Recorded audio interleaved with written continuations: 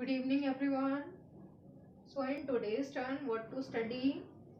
So, up to last turn, जो आपने topics पढ़ रखे हैं उसमें था आपका हीट एंड वर्क और उसके बाद इंडिकेटर डायग्राम। तो मैंने आपसे कहा था लास्ट में कि with the help of numericals you can understand the indicator diagram. तो न्यूमेरिकल्स की हेल्प से आज एक दो न्यूमेरिकल्स जो हैं जितने पॉसिबल हैं वो I make you right. Numericals को सेपरेटली सेंड भी कर दिया जाएगा और यहाँ पर आप सॉल्यूशंस नोट करेंगे और समझेंगे how to solve the numericals based on indicator diagram. Okay, तो आज आपको क्या करना है, these are the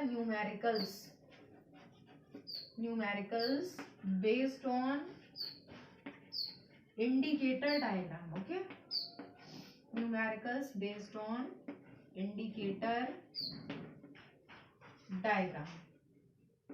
indicator diagram के न्यूमेरिकल्स आपको सॉल्व करने हैं।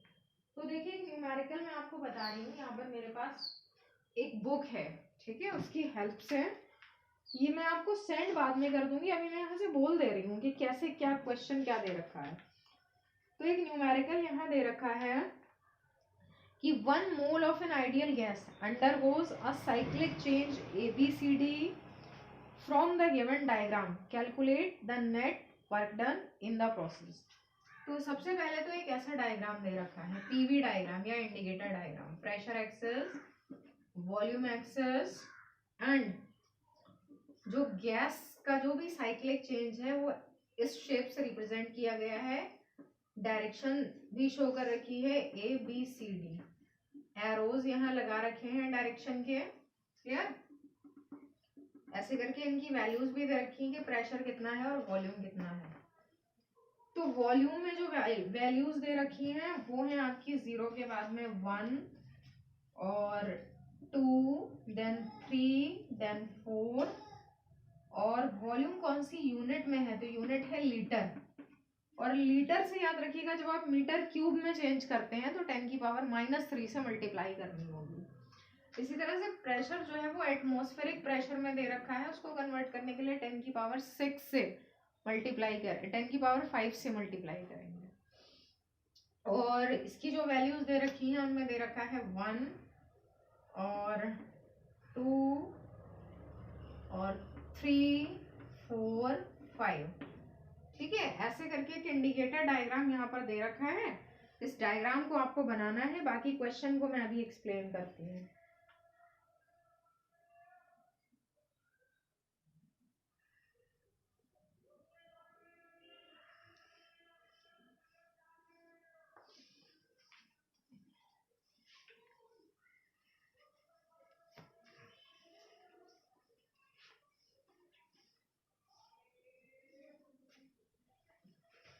तो क्लास, इसमें आपको क्वेश्चन 1 में क्या सॉल्व करना है, इसमें ये कहा है कि गैस एक साइक्लिक चेंज में जाती है। वो साइक्लिक चेंज ऐसा है कि सबसे पहले AB एरो बता रहा है, अब देखिए क्या हो रहा है इसमें, एक्सपेंशन या कंप्रेशन। तो एरो बता रहा है कि एक्सपेंशन हो रहा है, क्योंकि आपको वॉल्यूम ऑब्जर्व करना है, वॉल्यूम इंक्रीज हो रहा है तो ऑब्वियसली एक्सपेंशन हो रहा है, लेकिन ये एक्सपेंशन अंडर कांस्टेंट प्रेशर हो रहा है, ध्यान रखिएगा, क्योंकि प्रेशर 5 वाले पॉइंट पे है, सीधा जा रहा है, प्रेशर में कोई भी चेंज नहीं है, ठीक है।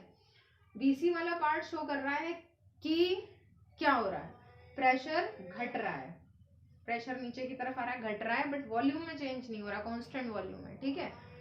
CD वाला पार्ट बता रहा है कंप्रेशन हो रहा है, वॉल्यूम घट रहा है but again under constant pressure. और फिर DA वाला पार्ट बता रहा है कि again no change in volume but pressure is increasing. Okay, तो ये कुछ कंडीशंस हैं, ऐसा पॉसिबल है कि ये भी हो सकता है, आपको वो सब नहीं देखना है कि ऐसा होगा या नहीं होगा, ये गिवन कंडीशन है।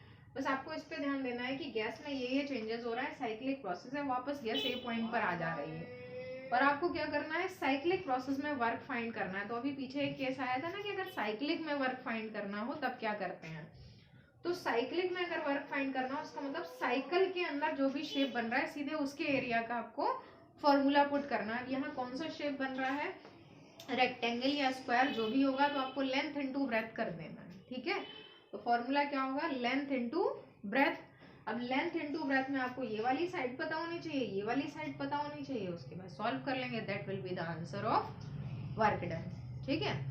अगर आपसे कहा जाता है कि find the work done only in part AB, अगर सिर्फ AB पार्ट में वर्क फाइंड कराया गया होता तो आप ए बी वाले पार्ट को यहाँ नीचे से ज्वाइन करके पूरा एक शेप बनाते तो क्या बनता, तब भी रेक्टेंगल बनता, लेकिन डायमेंशन अलग होती। तब आप इतने पार्ट का एरिया फाइंड करते हैं, तो वो वर्क किस पार्ट का होता, सिर्फ ए बी का। अच्छा, जो आपका साइक्लिक प्रोसेस है उसका वर्क फाइंड करने का एक तरीका तो ये है सीधा शॉर्ट वाला कि आप इसका एरिया फाइंड कर दें, वही वर्क होगा। दूसरे तरीके ये भी हो सकते हैं, इसका वर्क फाइंड करें, इसका फाइंड करें, इसका फाइंड करें और इसका सेपरेटली चारों का करके ऐड करें, देन टोटल वर्क जो होगा वो बड़ा मेथड है, बट दोनों से आंसर सेम आएगा। ओके, दो मेथड से। तो सबसे पहले तो ये मत देखा करिए कि कौन सी यूनिट में आपको बुक में दे रखा है, कौन सी यूनिट में आंसर आ रहा है, आपको किस यूनिट में निकालना है, ऑलवेज इन ऐसा यूनिट। तो लीटर को जब मीटर क्यूब में, क्योंकि मीटर क्यूब इसकी ऐसा यूनिट है, तो 10⁻³ से मल्टीप्लाई करना पड़ेगा।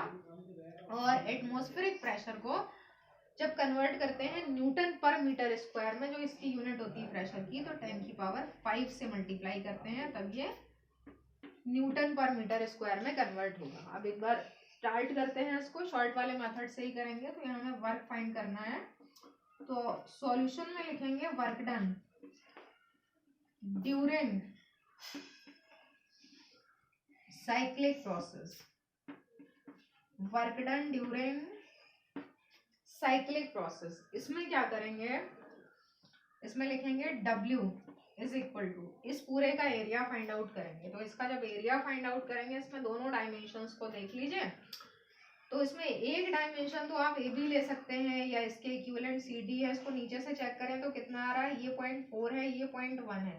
तो फाइनल माइनस इनिशियल करेंगे तो 4 - 1, और साथ में आपको वो भी लिखना पड़ेगा जो मैंने बताया, कन्वर्जन 10⁻³ अब ये आ गया है आपका मीटर क्यूब में।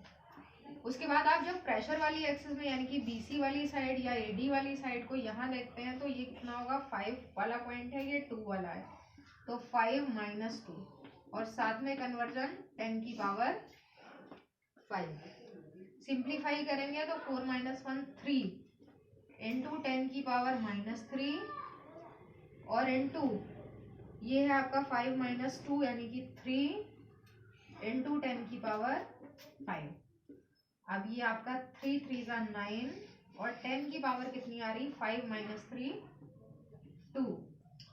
तो ये W कितना आ रहा है, 9 इंटू 10⁻2 जूल, या फिर आप लिख सकते हैं 900 जूल। तो इस प्रोसेस में, ये इजी न्यूमेरिकल था, उतना टफ नहीं था। इस प्रोसेस में जो है टोटल वर्क कितना करना पड़ा, 900 जूल। साइक्लिक प्रोसेस में गैस को पूरा चेंज कराने में वर्क करना पड़ा, या वर्क गैस ने किया या गैस पर किया गया, ये कैसे पता लगाएंगे, तो आंसर से। अगर प्लस में आंसर आ रहा है तो work is done by the gas, अगर आंसर माइनस में आ रहा है तो work is done on the gas, ये भी आपसे पूछा जा सकता है। ठीक है, तो ऐसा लिखना नहीं है, याद रखिएगा ये प्लस आंसर है, work is done by the gas. एक बात और याद रखिए, हमेशा ऐसा होता है कि जब ये वाला एरो ऊपर आता है, मतलब अगर जो साइक्लिक प्रोसेस है, जो लूप बन रहा है, वो क्लॉकवाइज डायरेक्शन में उसका एरो चल रहा है, देखिए इसमें क्लॉकवाइज है, तो हमेशा एक्सपेंशन वाला पार्ट ऊपर आता है, कंप्रेशन वाला नीचे आता है हमेशा। और जब ऐसा होता है तो इसका मतलब होता है कि work is done by the gas, plus में आंसर आएगा, और work is done by the gas होगा, पॉजिटिव लिया जाएगा। जब एंटी क्लॉकवाइज चलता है तो हमेशा कंप्रेशन कर्व ऊपर आता है, एक्सपेंशन नीचे आता है, work is done on the gas कहलाता है, और नेगेटिव आंसर आता है। ये पॉइंट्स आपको याद रखने हैं, ठीक है। फिर देखिए दूसरा न्यूमेरिकल एक और, इसको नोट कर लीजिए। उसके बाद दूसरा न्यूमेरिकल एक और मैं बताती हूँ, लिखा है पीवी डायग्राम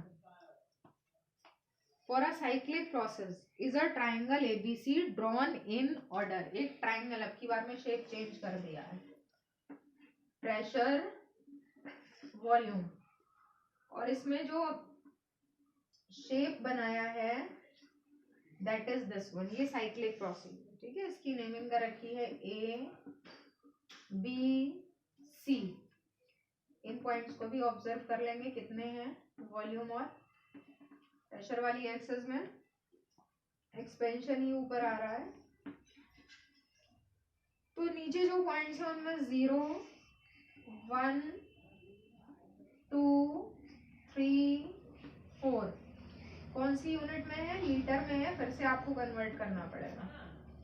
प्रेशर में 1 2 3 4, ये जो है कन्वर्ट नहीं करना है, ये न्यूटन पर मीटर स्क्वायर में ही दे रखा है। ठीक है, क्या फाइंड करना है? अच्छा डायग्राम, हाँ एक चीज और है, इसमें डायग्राम दिया ही नहीं था, इसमें आपको गिवन क्या था, इसमें कोऑर्डिनेट्स गिवन थे। इसमें लिखा था कि एक साइक्लिक प्रोसेस में ट्राइंगल बनता है और उसके कोऑर्डिनेट्स हैं ए वाले पॉइंट के 4,1 और बी वाले पॉइंट के कोऑर्डिनेट्स हैं 2,4। ठीक है, ये बी के कोऑर्डिनेट्स हैं और सी के कोऑर्डिनेट्स हैं 2,1। तो आपसे कहा था पहले तो डायग्राम बनाइए और उसके बाद में वर्क डन फाइंड करना है सारे प्रोसेस में। ए टू बी में अलग फाइंड करना है, बी टू सी में अलग करना है, सी टू ए में अलग करना है और उसके बाद टोटल भी करना है साइक्लिक प्रोसेस में भी। ठीक है, तो सबसे पहली बात तो अगर आपको डायग्राम ना दे रखा हो, ऐसे दे रखा है, तो आपको डायग्राम बनाना है। अब आपको पता है कोऑर्डिनेट से आप ग्राफ बना सकते हैं, तो आप प्रेशर वॉल्यूम एक्सेस बनाएंगे। अब आपको 4,1 ऑब्जर्व करना है, तो याद रखिएगा हमेशा पहले पीवी बोला जाता है, मतलब पहले प्रेशर एक्सेस देखेंगे बाद में वॉल्यूम एक्सेस। तो अगर ए के कोऑर्डिनेट्स 4,1 है, इसका मतलब प्रेशर में 4 है और वॉल्यूम में 1 है, तो प्रेशर में आप 4 ऑब्जर्व कर लेंगे, यहाँ है, और वॉल्यूम में 1 देखेंगे तो वॉल्यूम में 1 सॉरी प्रेशर में 4 देखेंगे, यहाँ पर है, वॉल्यूम में 1 देखेंगे यहाँ, इनको मिला देंगे तो आपको ये ए वाला पॉइंट मिला, यानी कि ये क्या है 4,1। ठीक है, बी वाले में 2,4 देखना है, तो प्रेशर में 2 पर आएंगे, वॉल्यूम में 4 पे आएंगे, यहाँ पर पहुंचे, ये क्या है 2,4। सी में देखेंगे 2,1, तो इसमें 2 पे आएंगे, 1 यहाँ पर है, सी कितना है 2,1। तो नो प्रॉब्लम इज देयर, अगर ना भी गिवन हो तो आप अपने आप से बना सकते हैं। 3 पॉइंट्स जब आप लगा लेंगे को ज्वाइन कर दीजिएगा, एरो लगा लीजिएगा कि कोई डायरेक्शन दे रखी है, A to B, B to C, C to A. Clear? तो मेक इट। अब इसमें थोड़ा बड़ा काम है, बड़ा न्यूमेरिकल है, क्योंकि इसमें तीनों के अलग अलग वर्क भी फाइंड करने हैं और उसके बाद टोटल वर्क भी फाइंड करना है साइक्लिक प्रोसेस का। तो सबसे पहले सॉल्यूशन में हमें अलग अलग फाइंड करना है, तो पहले हम अलग ही फाइंड करते हैं। पहले हमें ए बी पार्ट का वर्क फाइंड करना है, तो हमने लिखा डब्ल्यू ए बी।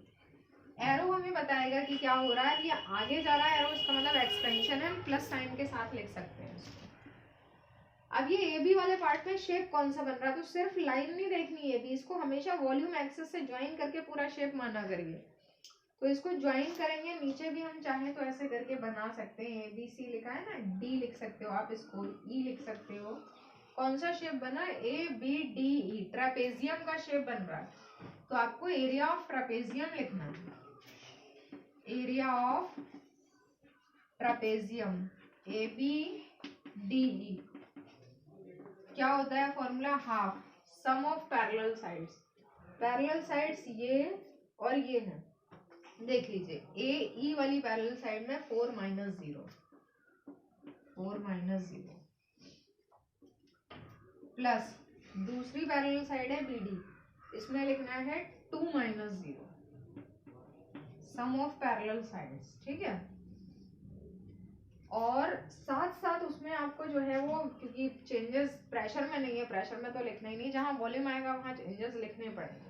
तो ये लिखा है ना मैंने, इसलिए कोई चेंज नहीं करा है, न्यूटन पर मीटर स्क्वायर। तो half sum of parallel sides into height, height का मतलब ये बीच की सेपरेशन, तो सेपरेशन कितनी है 4 माइनस 1, और साथ में इसका कन्वर्जन 10 की पावर माइनस 3। ठीक है, सिंप्लीफाई कर लेते हैं, तो हाफ इंटू ये 4 और plus 2, 6 into 4 minus 1 3 into 10 to the power minus 3। Simplify करेंगे तो 3 3 जा 9 इंटू 10 की पावर माइनस 3 जूल। इसको मैंने लिख दिया डब्ल्यू ए बी। ठीक है, ए बी वाले पार्ट का वर्क है। फिर आते हैं हम दूसरे पार्ट में, इसको लिख दीजिए बीसी। ठीक है, अब देखिए बीसी वाले पार्ट का वर्क। बीसी वाले पार्ट में जब आप वर्क देखेंगे तो वर्क में जो है आपका फॉर्मूला होता है प्रेशर इनटू वॉल्यूम। तो इसमें देखिए एक इस चीज पे थोड़ा सा ध्यान दीजिएगा कि जब अभी हमने पीछे ड्राइव किया था डी डब्ल्यू या स्मॉल वर्क, तो हमारे पास रिलेशन आया था पी डेल्टा वी, है ना। तो हमेशा चेंज इन वॉल्यूम जब होता है तभी माना जाता है कि वर्क हो रहा है। चेंज इन प्रेशर हो या ना हो, वॉल्यूम में चेंज होना चाहिए। अगर आपको किसी डायरेक्शन में ऐसा लग रहा है कि वॉल्यूम में चेंज नहीं हो रहा है तो वर्क जीरो हो जाएगा, ठीक है। अब जैसे बीसी देखते हैं, बीसी में प्रेशर में चेंज नहीं हो रहा है, डजंट मैटर, प्रेशर कांस्टेंट हो सकता है, बट वॉल्यूम में तो चेंज हो रहा है, यहाँ वर्क का आंसर आएगा। बट आप जब सीए वाले पार्ट में जाएंगे तो चेंज इन वॉल्यूम जीरो होगा, वहां पे डायरेक्ट आप सीधा वर्क जीरो लिख सकते हैं, ठीक है। तो बीसी वाले पार्ट में देखिए, बीसी वाले पार्ट में आपको प्रेशर एक्सेस में क्या लिखना है। आप बीसी वाले पार्ट में फिलहाल यहाँ आते हैं, तो यहाँ आपका नीचे रेक्टेंगल बन रहा है। रेक्टेंगल में आप क्या लिखेंगे, सबसे पहले ये वाली साइड लिखते हैं, तो 2 - 0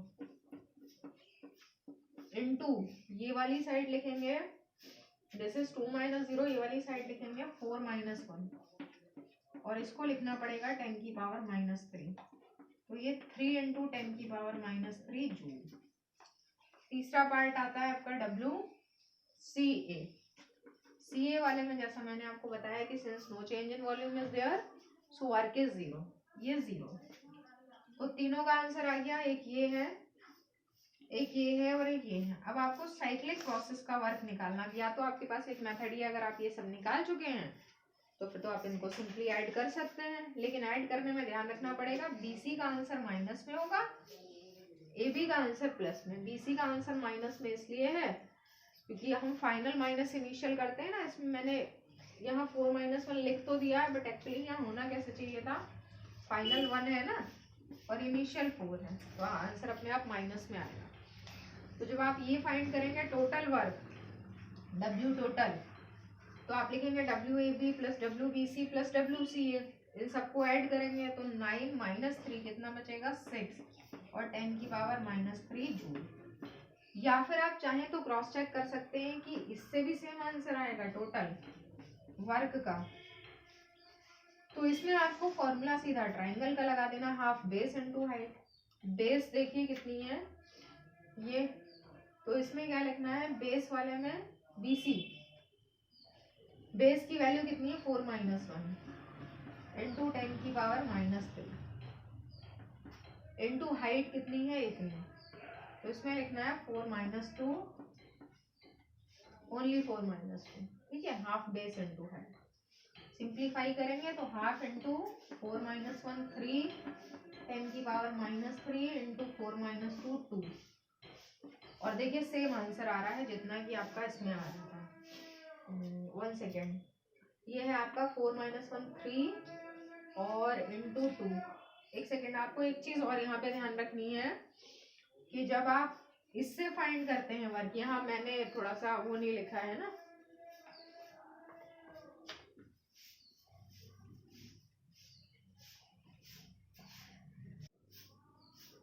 जब हम इससे फाइंड करेंगे ट्राइंगल से, तो हमने लिखा हाफ बेस इनटू हाइट, और बेस हमारा कितना है बीसी, तो बेस में हमने लिखा 4 - 1,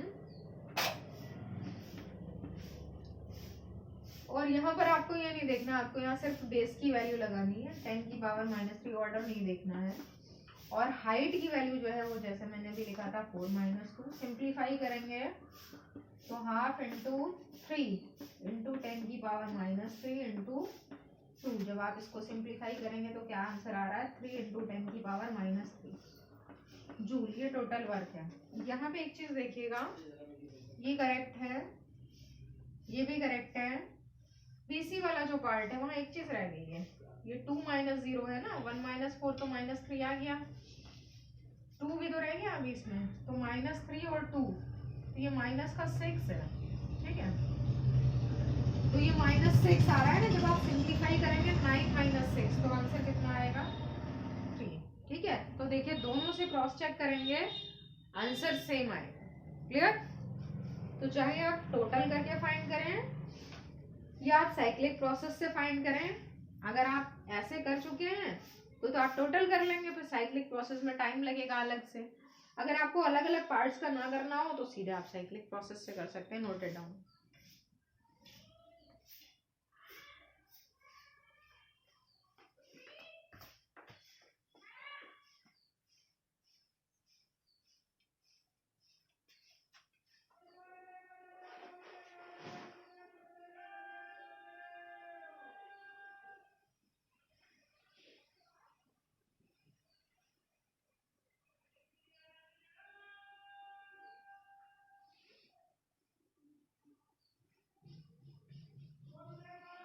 सो क्लास ये क्वेश्चंस दोनों सॉल्व करने के बाद, क्योंकि ये तो न्यूमेरिकल्स थे, अभी हमारा मेन जो टॉपिक है वो स्टार्ट नहीं हुआ है आज वाला। और हमारा आज का जो मेन टॉपिक है वो क्या है,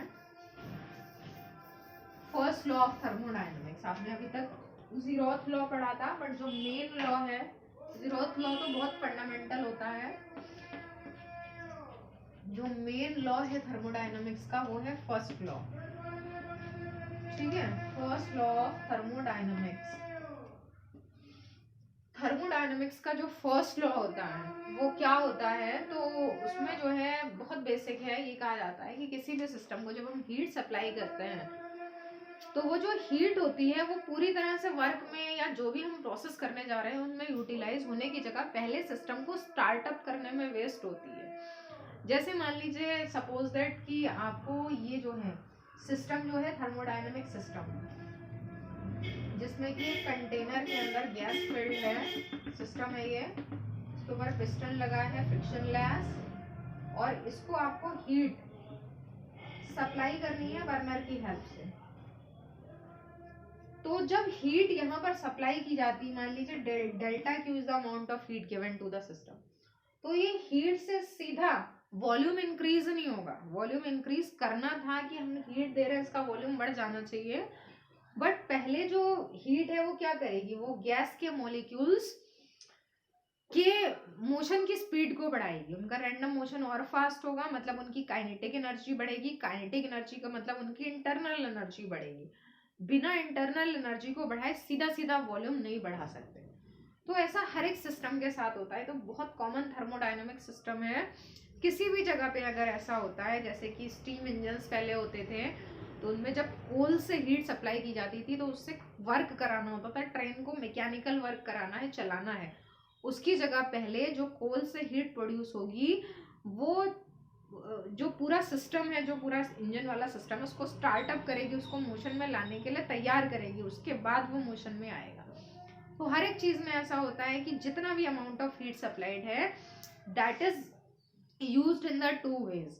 First, it increases the internal energy of the system, then secondly it does work or it increases the volume of the system. तो यही आपका फर्स्ट लॉ ऑफ थर्मोडायनेमिक्स होता है। इसका जो इसका फॉर्मूला होता है, जो इसका रिलेशन होता है, वो delta Q means heat given to the system, delta U means increase in internal energy of the particles of the system, plus delta W means work done by the system. या तो ऐसे लिख सकते हैं इसको, या फिर इसको लिखने का दूसरा तरीका है delta U plus P delta we भी लिखा जा सकता है। आपको पता है डेल्टा यू से पी डेल्टा वी कैसे हमने फाइंड किया है, ऑलरेडी ड्राइव्ड है ये, कि इसमें अगर जो है हमने पिस्टन ऊपर जाता है, अमाउंट ऑफ हीट सप्लाई करने से increase in volume delta we है, तो डेल्टा डब्ल्यू मतलब जो भी स्मॉल वर्क डन किया है गैस ने, that will be equal to P delta V, pressure into area into volume करके रिलेशन आता है। तो ये जो है आप स्टेटमेंट में बता देंगे। आप first law of thermodynamics heading लिखकर लिखेंगे, it states that the amount of heat given to the system is used in the two ways. Firstly, it increases the internal energy of the particles of the system, and then it does work or it increases the volume of the system. Right.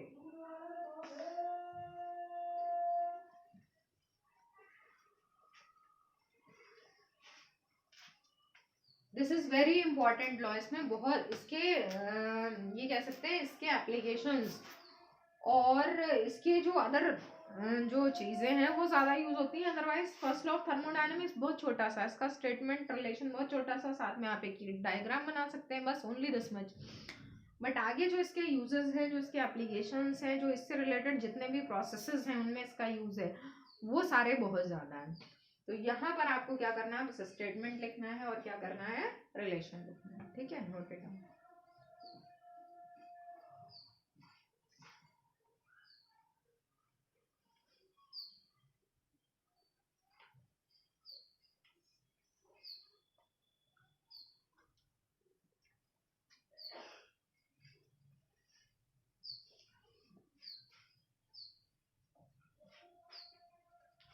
So class after this, अब इसके बाद इसके जो applications है वो बाद में start करते हैं।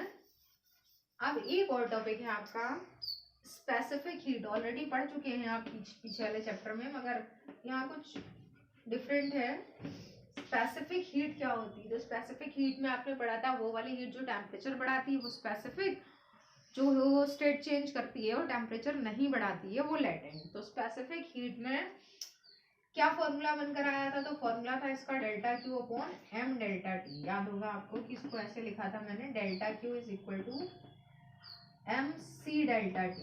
यहाँ से सी स्पेसिफिक हीट होती है, इसका रिलेशन ये होता है। अगर आपको इसको डिफाइन करना है तो आप बता सकते हैं कि अगर मास ऑफ द गैस जो है वो 1 ग्राम लेते हैं और increase in its temperature 1 degree Celsius, CGS में ले लिया, तो specific heat is amount equal to that amount of heat required to raise the temperature of 1 gram of a gas through 1 degree Celsius. 1 gram gas का temperature 1 degree Celsius raise करने के लिए जितनी amount of heat चाहिए वही कहलाती है specific heat. इसको डिफाइन कर लीजिएगा।